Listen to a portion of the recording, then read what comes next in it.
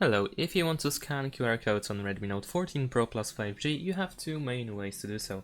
The first method is by using the camera. You can open the camera app, and then over here you can most likely scan the QR code by simply using the photo mode. Just to make sure, you can also go to the settings, so tap on this arrow over here at the top in order to open the camera menu, and then tap on this icon on the right side in order to open the camera settings.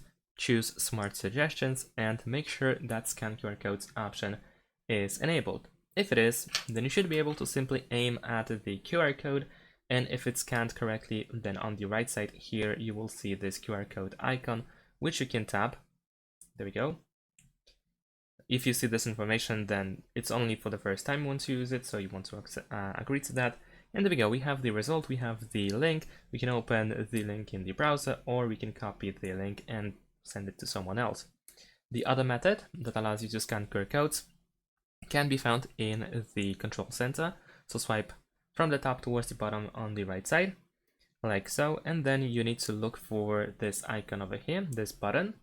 If you don't have it in the control center anywhere, you might want to press edit in order to find the scanner in system toggles. Then you can simply tap on that button, in order to add it to the control center. Then you can press that check in the top right corner to return to the control center, and this is how we can enable the scanner. Now, for the first time, once you open it, then you will see this this option where you need to allow scanner to take pictures and record videos.